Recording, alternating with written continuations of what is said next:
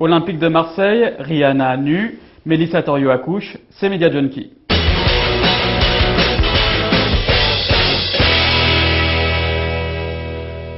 Alors en 2008, le buzz a fait le buzz, c'était quand même le mot-clé de l'année et les marques se sont vraiment intéressées au phénomène. Avec nous, on a deux spécialistes. Georges Mohamed Chéri, vous êtes le fondateur et le patron de l'agence Buzzman, l'agence de pub Buzzman, et François Guillot, le directeur Internet de l'agence IEE et le blogueur d'Internet et Opinion. Bonsoir vous deux, je ne sais pas si on fait comme à la télé, on se dit bonsoir. Bonsoir. Bonsoir Aurélien. bonsoir. Alors c'est quoi l'intérêt d'une vidéo virale? C'est pour une marque, c'est que ça coûte pas cher et ça va rapporter gros? Georges? Pas exactement, ça coûte pas cher, ça peut coûter moins cher la diffusion, c'est-à-dire ça coûte forcément moins cher qu'un film télé qui passe à 20h45 sur TF1 un dimanche soir. Ça peut coûter pas cher du tout, ça peut même être gratuit si la viralité qui fait que une personne envoie une personne qui envoie une autre personne qui envoie 5 personnes, au final votre message passe sans avoir dépensé de l'argent dans la diffusion. Et ce que vous dites aux clients, c'est que quand même que l'idée derrière, il faut la payer. Hein. C'est pour ça que vous facturez cher. Hein. L'idée, il faut la payer, puis après, il faut produire aussi. Il faut produire les contenus aussi, parce que les contenus qu'on fait, ils ont une valeur. On fait pas ça entre potes le week-end avec une petite caméra. Mais on se dit ça peut rapporter gros, mais il y a combien de campagnes virales qui marchent vraiment? François, on a une idée ou pas? Il y a une étude de Jupiter Research qui date de 2007 qui disait qu'il y a 15% des campagnes voulues comme virales que les internautes se transmettaient réellement entre eux. Et ce qui peut surprendre quand on est un simple internaute, parce que les campagnes qu'on voit passer, c'est les campagnes géniales que tout le monde s'envoie. Donc il y a un moment où je pense sur le marché, les annonceurs se disaient les vidéos, c'est le buzz sur Internet, ça marche, il suffit de faire une vidéo et c'est bon. Or, une campagne virale ne marche que si elle a une idée créative très très forte.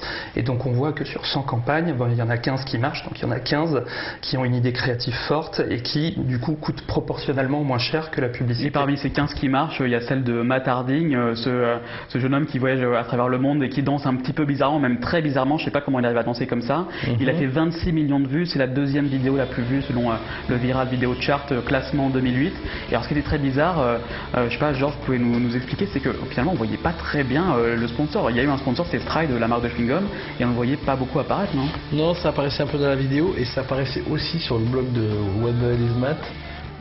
Et en l'occurrence, c'est vraiment du placement product a posteriori, c'est-à-dire qu'en fait, il a fait un premier tour du monde, une première vidéo qui a cartonné, et ils se sont dit tiens, c'est marrant ce truc, et nous notre message c'est le chewing-gum qui dure plus longtemps, et lui comme il faisait le tour du monde, c'est ça. Voilà, ils ont trouvé, enfin.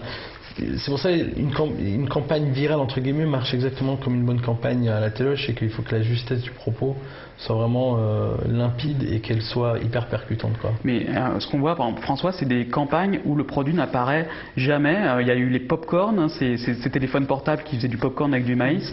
Et puis il y a eu Levi's, vous pouvez nous raconter ces deux exemples? Je pense qu'on a un certain nombre d'annonceurs qui se sont posé la question cette année de la présence de leur marque dans les films viraux et qui se sont peut-être dit il ne faut pas être trop lourd avec notre marque, le potentiel viral sera moindre si on est très présent. Donc trouvons des moyens détournés d'être présents. Alors la vidéo déjà Where the Hell is Matt en est sans doute un exemple parce qu'effectivement Stride est très très très discret. Cardo Systems était Cardo Systems, c'était les téléphones qui faisaient du popcorn, qui était un film supposé amateur initialement, mais avec un reveal, une révélation. Finalement, classique alors. Derrière, c'était Cardo Systems, des oreillettes Bluetooth. On a aussi vu la célèbre vidéo des backflips de Levi's, donc des garçons qui faisaient des galipettes et qui atterrissaient droit dans leurs jeans, qui était classé très très haut dans le classement Viral Video Chart dont vous venez de parler, avec des millions et des millions de vues, et qui était une vidéo a priori simplement amateur. Simplement, au bout de quelques jours de diffusion, des blogueurs se sont interrogés parce qu'ils se disaient c'est marrant, on a l'impression que tous les jeans sont des jeans Levi's. Et donc ils ont appelé chez Levi's qui a dit oui, en fait c'est nous, vous avez compris. Et il semblerait que la stratégie de Levi's derrière cette campagne était une stratégie d'abord de placement de produits dans un film où la marque n'apparaît pas, donc pour jouer à fond sur le potentiel viral. Ensuite, une stratégie de reveal sur la présence de la marque, mais qui là, je pense, a forcément un effet, un potentiel de viralité moins important que la vidéo en elle-même, hein, parce que les internautes ne vont pas non plus tous se dire « Ah, t'as vu, c'était Levi's », comme ils se sont tous passés la vidéo les uns aux autres. Par contre, Levi's a fait un truc, je pense, très très intelligent dans un troisième troisième temps, qui est d'acheter de l'espace en télévision aux États-Unis. Et la pub, c'était la vidéo amateur que tout le monde avait vue sur Internet, sauf que cette fois, elle était signée Levi's. Et là, Levi's s'est assuré d'une réattribution de cette vidéo à la marque. Parce qu'effectivement, quand on commence à faire des vidéos dans les codes amateurs sans trop montrer la marque, se pose pour le directeur du marketing la question de la réattribution. Et donc, il faut trouver des moyens entre le placement de produit, la signature ou la vidéo de Carlsberg qui jouait sur l'effet popcorn Mentos. Carlsberg, ils ont réutilisé une vidéo qui marchait très bien, celle où on met du Mentos dans du Coca. Ils en ont refait une pub détournée. Voilà, je vais mettre un Mentos dans ma Carlsberg, donc on voit bien le produit. Le nom du produit est prononcé, et puis donc le type met le Mentos dans la Carlsberg, il se passe rien, il se recule d'1 mètre, et là il se fait happer par un camion.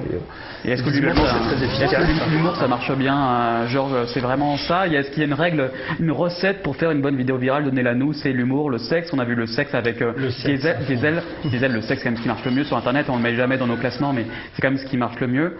Est-ce qu'il y a une recette pour faire une bonne vidéo virale? Il n'y a pas de recette, je pense, mais par rapport à ce que vient de dire mon camarade de jeu, je pense que le teaser reveal, c'est un peu entre guillemets c'est le clicheton un petit peu de faire du buzz, c'est-à-dire on fait un truc genre fait entre potes et puis à la fin on fait une révélation. Ça c'est dépassé ça? Non, c'est pas dépassé, mais vous savez, des campagnes virales, il n'y en a pas beaucoup qui marchent par an, et je pense qu'à chaque fois il faut étonner les gens.